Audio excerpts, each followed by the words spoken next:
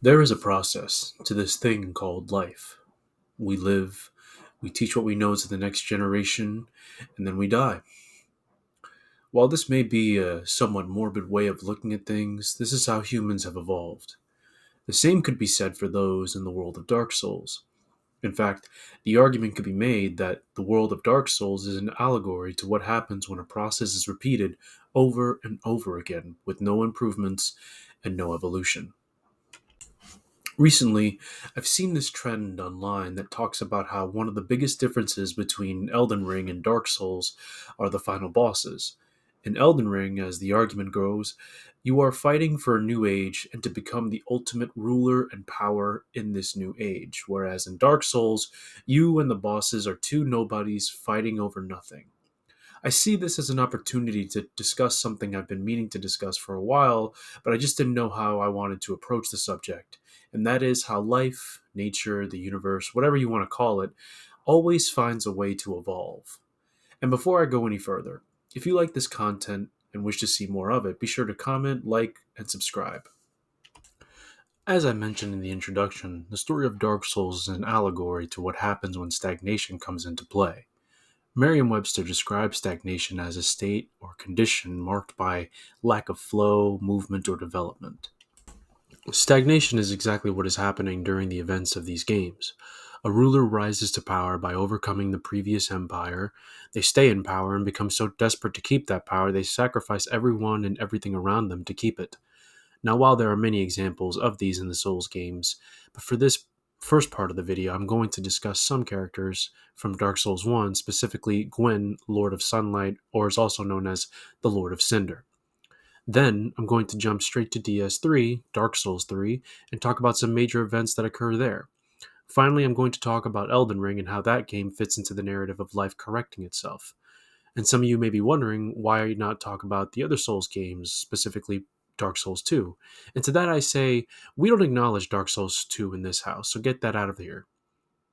I'm just kidding.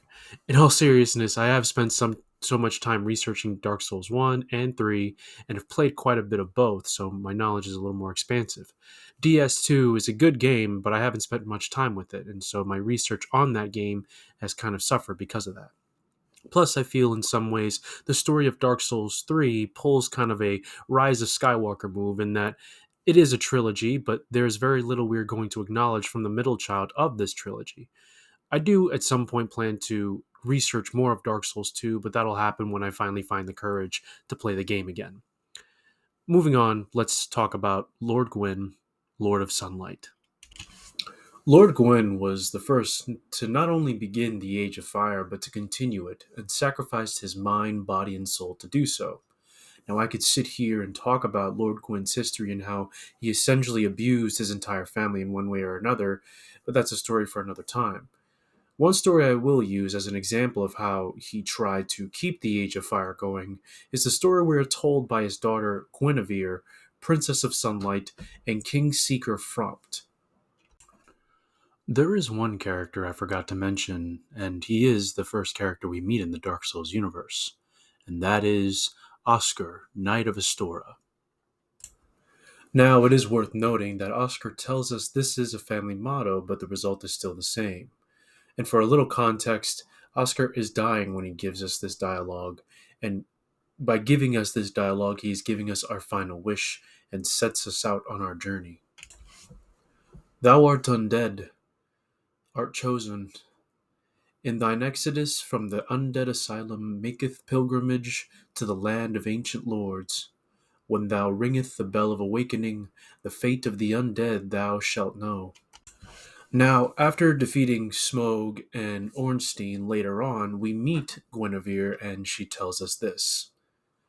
Since the day Father his form did obscureth, I have awaited thee, once living, now undead, and fitting heir to Father Gwyn thou art, and beseech thee succeed Lord Gwyn, and inherit the fire of our world. A grave and arduous test of metal it shall be. Indeed, we had felt the warmth of fire, its radiance, and the life it sustaineth. Without fire, all shall be frigid and frightful dark. As we can see, this is almost like a typical story of a knight in shining armor coming to fulfill the promise of a great lord, which is told to us by a princess who is posed in such a way that it is meant to make us believe she's been waiting for us and only us. It goes without saying that we are being manipulated into keeping the world in stagnation. This is further proven when we quote unquote kill Guinevere, when it actually is revealed that her and the sunlight of Anor Londo was all false, and that it was actually an illusion conjured up by her brother, Dark Sun Gwendolyn. But why? Why all this deception? Darkstalker Koth looks to illuminate some light to this dark cloud, telling us, quote, "The truth I shall share, without sentiment. After the advent of fire, the ancient lords found the three souls. Your progenitor found a fourth unique soul, the dark soul. Your ancestor claimed the dark soul and waited for fire to subside. And soon the flames did fade, and only dark remained. Thus began the age of men, the age of dark. However, Lord Gwen trembled at the dark, clinging to his age of fire and in dire fear of humans and the Dark Lord who would one day be born amongst them. Lord Gwen resisted the course of nature. By sacrificing himself to link the fire and commanding his children to shepherd the humans, Gwen blurred your past to prevent the birth of the Dark Lord. I am the primordial serpent. I seek to right the wrongs of the past, to discover our true Lord. But the other serpent, Frompt, lost his sense and befriended Lord Gwen. Undead warrior, we stand at a crossroads. Only I know the truth about your fate. You must destroy the fading Lord Gwen who has coddled fire and resisted nature, and become the fourth Lord, so that you may usher in an age of dark." End quote. Granted, Koth unknowingly tells us that another individual is seeking to manipulate us into giving him what he seeks, but there is a level of truth of what he says. Regardless on how we feel about the situation at hand, the course of nature is being averted. Empires and rulers rise and fall. Such is the order of things. By Gwen doing what he is doing, he prevents nature from taking its course. He's preventing his age from dying and thus preventing a new one from evolving from his own. We have to make a choice: continue the age of fire or usher in the age of dark. By the time we reach Lord Gwyn, he is nothing more than a husk of what he used to be. Could make the argument that he became the very thing he swore to destroy, in that he himself has become hollow, only fulfilling his duty of defending the first flame. And how did Gwyn get like this, you might ask? Well, in order for flame to continue, you need to have something to burn. You need kindling. And that's what Gwen did. He offered his power, his soul, as kindling to keep the Age of Fire from dying, and he manipulated all the chosen undead, including us, to do the same. The boss fight that is Lord Gwen feels more of an attempt at breaking a vicious cycle from our perspective. Who knows how many chosen undead there have been? We are told about this prophecy that originated to us as a family motto, but clearly that motto must have started somewhere. At the Firelink Shrine, the first place we arrive after we escape the Undead Asylum, one of the first people we meet is a crestfallen warrior who tells us that we are not the first chosen undead. By not linking the fire, we begin the Age of Dark, and life goes on as it should. Dark, much like the Age of Fire, would have lived and died, and another age would have begun, and so life would continue. This is what we fight for in the end: life. Put simply, the world around us is more or less a barren wasteland filled with walking zombies and demons. By ushering in the Age of Dark, we at least give the world another chance at living. Well, what do I mean by that, you might ask? I'll answer that a little later. Lord Gwen wouldn't have lived to see his age continue. If the prophecy was fulfilled, canonically speaking it was, because we continue the Age of Fire. This leads me to the next part of the conversation with Dark Souls 3. For context on the next part of the video, I feel like I have to give a little bit of definitions for our new Souls friends in the franchise. Firstly, the Lord of Cinder is the final boss of the base game in Dark Souls 3, who is a character we will address in a later moment. The Painted World of Ariandel and the Ring City are both settings in the DLCs that were released in that said order for Dark Souls 3. First players would go through the Painted World and beat the final boss Sister Freed and Father Ariandel. Then you go to conquer Slave Nightgale in the Ring City DLC. Again, just bear with me for a few moments. By the time we get to DS3, so much time has passed that while Lord Gwyn is definitely not forgotten, his presence is still felt. His legacy of linking the fire continues, but that's where most of the similarities stop. The plot of Dark Souls 3 is that the twin princes who were attempting to link the fire have halted their attempts, not because they were not strong enough to do so or, quote, possess the metal, end quote, as Princess Guinevere would have claimed, but as Prince Lothric himself says, the mantle of Lord interests me none. The fire linking curse, the legacy of lords, let it all fade into nothing. Prince Lothric understands what is happening, and he sees the stagnation consuming his world, and he will not abide by it any longer. Lothric even tells us upon entering his boss arena that we don't need to link the fire.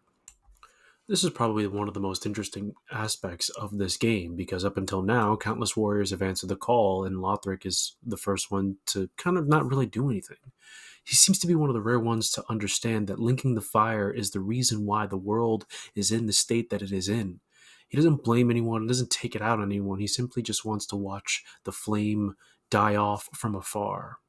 This leads to our next part of the conversation, the painted world of Ariandel and Sister Freed, who, much like Gwyn, is willing to let the world die around her for her own personal agenda.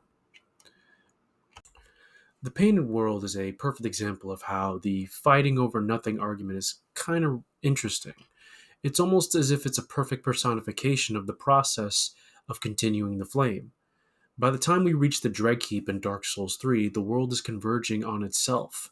The Soul of Cinder is an example of this in his first phase. The first phase of his fight is meant to represent both all the players who have played Dark Souls, kind of a bit of a small nod to them, and the different playstyles they had. But in game, it is an amalgamation of all the single lords that have come to continue the Age of Fire. When we arrive at the painted world of Ariandel, everything is rotten. Speaking to the Corvian settler, he tells us, quote, O wondrous ash, grant us our wish. Make the tales true and burn this world away. My lady must see flame, and you have only to show her. You are ash, are you not? Is it not fire that you seek? Surely you've seen the rot that afflicts this world, but that witch fooled the good father and buried the flame. In the third phase transition of the final boss in the Painted World DLC, Father Ariandel says, quote, When ashes are two, a flame lighteth. Thou art ash, and fire berefts thee, of course. End quote.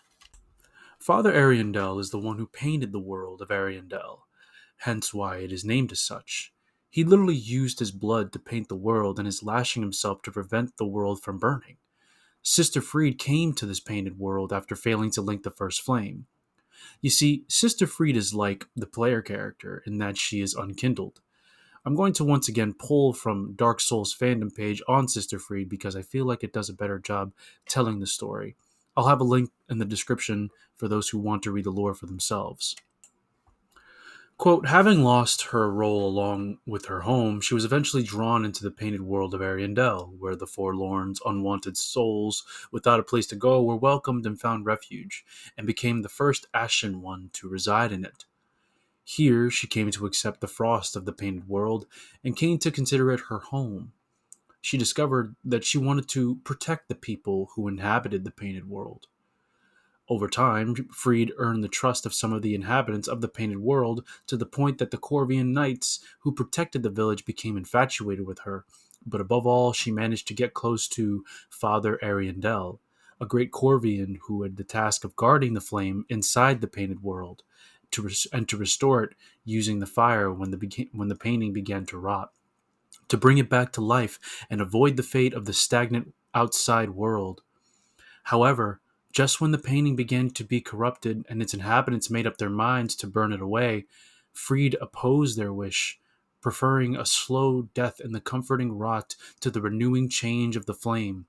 And so she convinced Ariandel to bury the flame of the painting and hold back its strength using his blood, while her Corvian knights swore to protect the painting from fire and even killed their own brethren who opposed her. End quote. The reason why I bring all this up is because there is something that needs to be understood. There are two unkindled who would rather rot away than let the fire burn. Granted, they are a world away from each other. We know why Lothric wanted to let the outside world rot. He was tired of the cycle of burning the flame, or at least the continuation of the burning. Sister Freed has a different story, though. One could make the argument that both worlds were going to die inevitably, and both chose to leave the fire out of it. Now, when we find Father Ariandel, Sister Freed confronts us after kind of just sitting idly by while we roam around the painted world. We kill her, and Father Ariandel, in a fit of frustration and sadness, slams his bowl he has been storing his blood in and makes Sister Freed rise again. This causes the boss arena and the rest of the painted world to be lit aflame. We fight both of them and come out victorious again, only for Sister Freed to rise again. And Father Freed, or Father Ariandel, rather, speaks the prophecy of two ashes. Defeating her a third time, we bring the flame to the painted world, but there is one problem. There's no painter to make the inhabitants of a new world a new world. But there is, as we meet a painted woman throughout our journey, who tells us, quote, "Thou art ash. Thou art the pact made with Uncle Gale. So I wish to tell thee all. Behold its size. This is my canvas. It's to be a cold, dark, and very gentle place. But first I must see flame.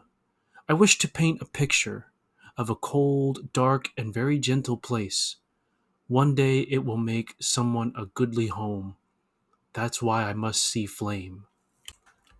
Now that dialogue was before our fight with Sister Freed, and after our fight, she tells us, quote, "Those who aren't kin to fire cannot paint a world. Those absorbed by fire must not paint a world. Don't worry, I haven't forgotten, Mother. I can hear the fire crackle, and soon I will see it. My thanks, Ashen One. I will finish the painting of a cold, dark, and very gentle place, so that it might make a home for someone someday." And then later on, quote, "My thanks, Ashen One. I can almost see the flame. Soon Uncle Gale will bring me the pigment. I wonder if he has found it.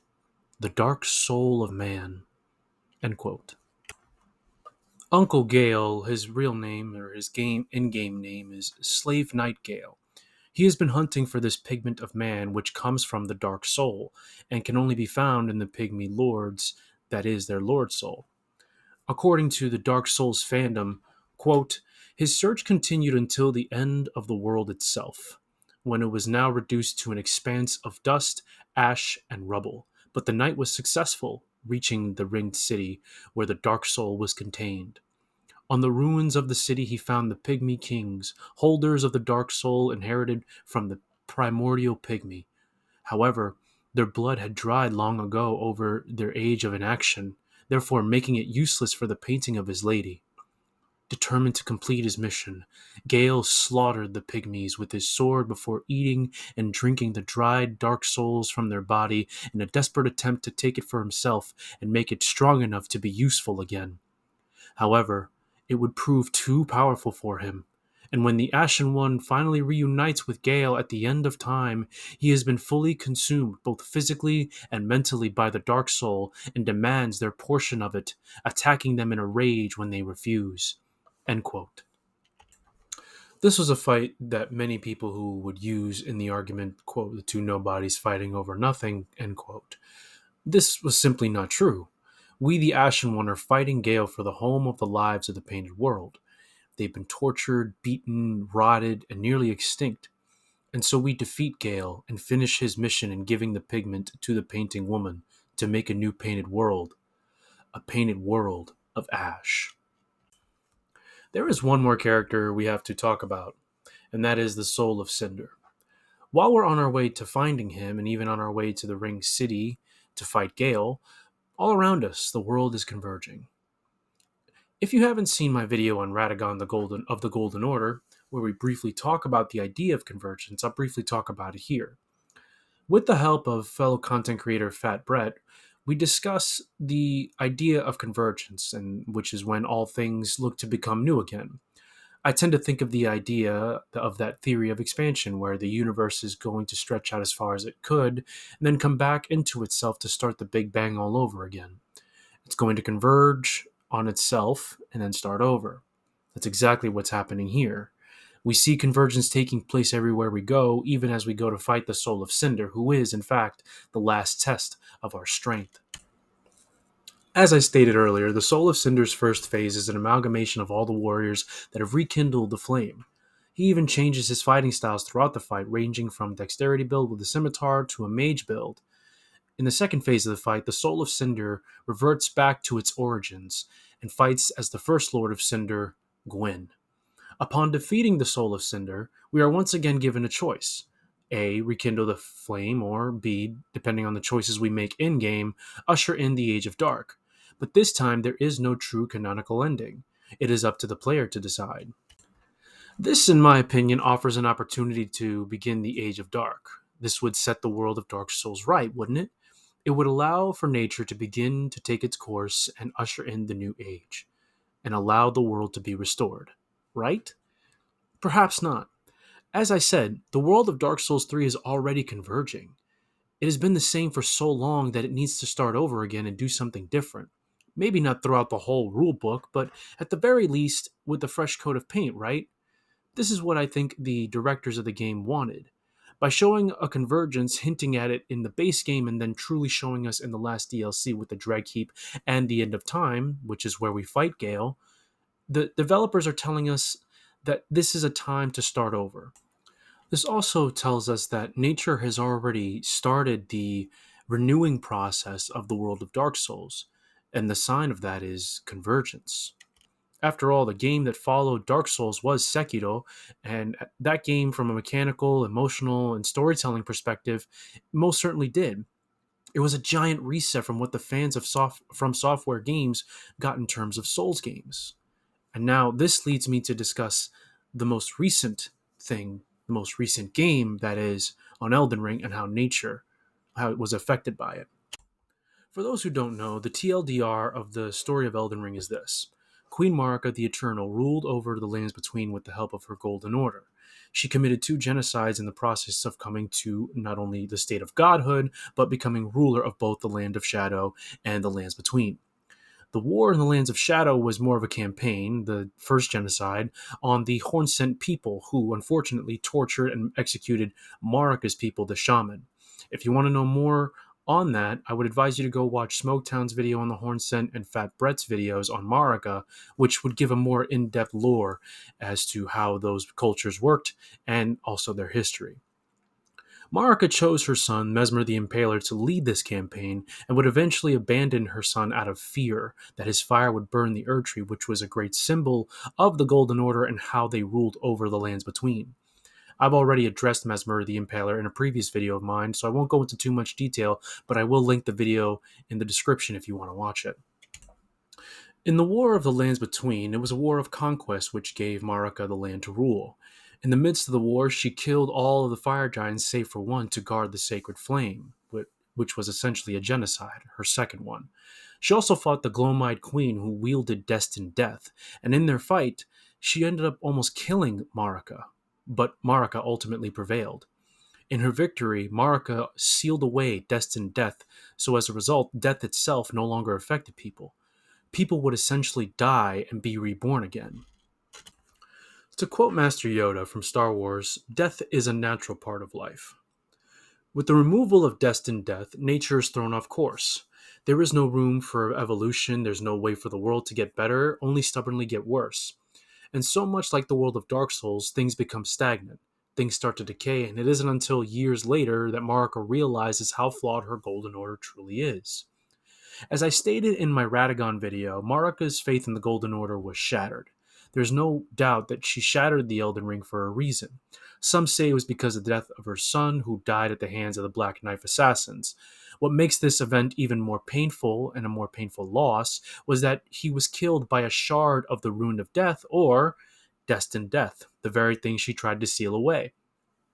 Others considered that the event known as the Night of the Black Knives, to be the straw that broke the camel's back, so to speak, and she lost her faith in the Golden Order long before that night. There is this idea that I found through Reddit that after losing her faith in the Golden Order, Marika wanted to have something strong come out of her shattered order. Regardless, I believe that Marika saw what was happening to her order, realized that it reached its zenith, and while everything stayed the same, everything also began to fall. This leads me to think that the difference between Marika and Gwen was that Marika realized the stagnation or saw an issue with her order and chose to do something about it. She even warned Godfrey and the Tarnished Champions after they lost their grace to grow stronger, to go find a different land to conquer, and then return when they were called back again, which would eventually happen. We, the Tarnished, are called back to the lands between, grow stronger from slaying demigod shardbearers who are also Marika's children, and then become the new power in the lands between. It is even believed that Marika gave us Melina to guide us to the Erd Tree and to act as a sort of maiden to be kindling to burn the Erd Tree. Melina tells us, when talking about her mother, quote, "I'm searching for my purpose, given to me by my mother inside the Erd Tree long ago, for the reason I yet live, burned and bodiless." End quote.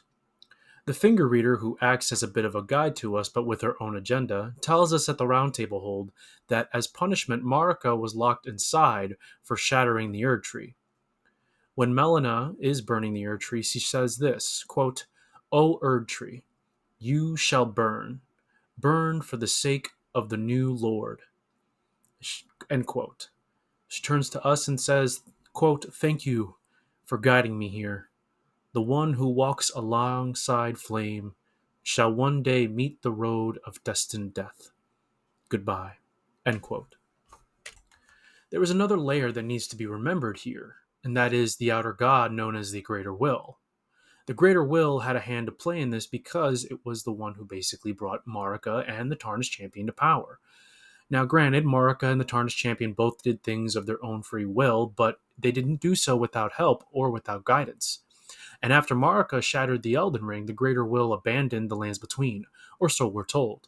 We, the Tarnished Champion, are guided by the Grace of Gold, which is from the Greater Will. We don't know it yet, but by the time we arrive in the lands between, Marika is dead, punished by the Elden Beast for shattering the Elden Ring. I think the Greater Will knew we were coming back and presented us opportunity to rise, and we did. It didn't care who took over, just that someone else did. And to do this, we needed to kill the old god that was Radagon and Elden Beast. We needed destined death. We needed to set nature back into balance. This, to me, is what we fight for in all these games: balance. Once again, to look to Star Wars as an example for this, there was an interview that Freddie Prinze Jr. did, and he went kind of on this rant about how George Lucas wanted the Force to be about balance. The crux of the rant was mostly about how the Force doesn't necessarily take a side, that it is more based on balance. All the Jedi in the universe versus two Sith, you have Order 66 to fix that issue. And so there are two Sith, two Jedi. And then in Return of the Jedi, Vader, who was a redeemed Anakin Skywalker, destroyed Darth Sidious. Now, I know that may be true, that may be false about the whole Force wanting balance, but you kind of get the idea. There was balance restored to the galaxy. The same could be said with introducing a new age in both Dark Souls and Elden Ring. So, are there nobodies fighting over nothing in the Souls games? Well, I don't think so.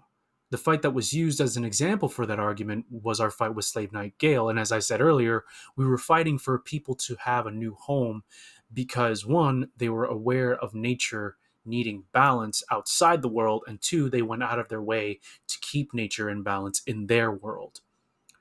After all, that is what nature is about, right? Balance. For every tragedy, there is triumph, and for every triumph, there is tragedy. In the midst of triumph and tragedy, it is up to us as a people to decide what we want to do with that. Do we want to stay stagnant and hope that everything will be okay, or do we want to evolve and be better than what we were before, to learn the mistakes of the past and try not to repeat them? The answer to this question I leave up to you. Thank you so much for watching and sticking around. This is probably the longest video I've ever done, but it is one that I am extremely proud of, so thank you so much for sticking with me. I would greatly appreciate it if you gave it a like and comment below what you think, if there was something that you disagree with or maybe a correction I needed to make. Subscribe if you want more content like this, and I will see you in the next one.